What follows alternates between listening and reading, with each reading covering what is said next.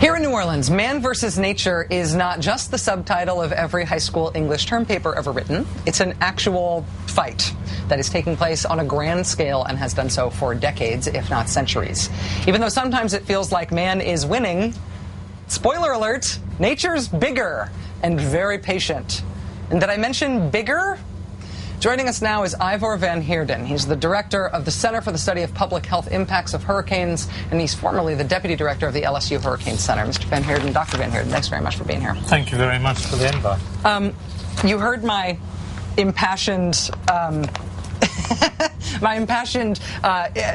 indictment of Mr. Go at the start of the show. Am I justified in wanting to anthropomorphize that canal and then beat him up? Yes. You know, we did a lot of research associated with the trial that Judge Duvall ruled on. Yes. And what we found was that 80% of the water that got into New Orleans was the result of the Mr. Go. It was partially the funnel, it was partially the fact that they never maintained the channel, and partially because they built the levees basically out of sugar. They built them out of sand. If we had no Mr. Go, we wouldn't have had the flooding in St. Bernard, in many parts of Orleans East. We probably wouldn't have had the failures on the lower 9th Ward and some of the failures on the Industrial Canal into the metro area.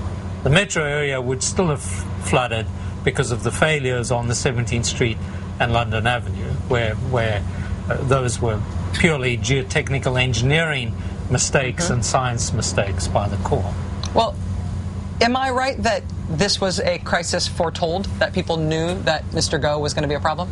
Oh, definitely. The residents, when they first heard about this in 1957, put a committee together and said this channel is going to create a funnel. That's where the term first came from.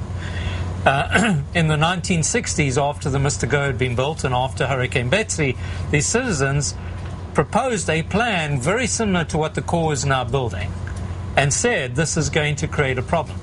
The Corps of Engineers did a study and then kind of manipulated the results so that they wouldn't interpret them properly and said, well, it's not going to create a funnel. When I started into New Orleans in 1999, we started warning then about the funnel, but we had an even more powerful tool. We had some computer models. So we'd been pushing the funnel, this is what's going to create a problem. The Corps of Engineers denied it. They actually fabricated, and I use that term very strongly, some storm surge modeling data that said, well, it has no impact because it didn't really raise the water. But when you looked at the data, you saw, well, but it floods everything. When there was no Mr. Go, no flooding. With the Mr. Go, enormous amount of flooding.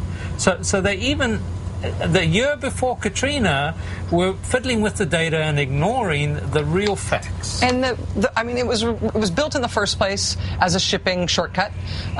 It was never economically viable. It never served any great industry purpose, even though that is why it was made. And then it seems like it was defended because to acknowledge the problems with it would be to admit a mistake and incur a cost. But ultimately, Mr. Go proved its defenders wrong in the worst way possible, by doing exactly what it was feared that it would do, by funneling all of this water into New Orleans. As you said, 80% of the water that ended up in the city because of Katrina. And now a decision has been made to close it. Tell me about whether that was just an inevitability or whether I should take that as a hopeful sign that we are getting less dumb about trying to engineer around the river. The recommendation to close came from the state of Louisiana forensic investigation team that I headed. Our number one recommendation was close Mr. Go and build a gate in the funnel. Number two recommendation was remove these sand levees and build concrete pile supported structures. The Corps is doing that. One needs to put this kind of in a context. The Corps has, to the present, never admitted that anything they did was wrong. But the biggest admission of guilt to me is the closing of Mr. Go and building their big wall. They now go on TV and act like they're the saviors. But that's the wall that we've been asking for, and it basically is exactly the same as what was proposed in 1967. Well, and I think of this as sort of the Great Wall of Louisiana, this 350-mile ring. Is it allowing the river to do the river's work that is protecting this part of the state? Or is this more fighting with God? Is this more fighting with nature and trying to engineer a better way around this that's going to fail too?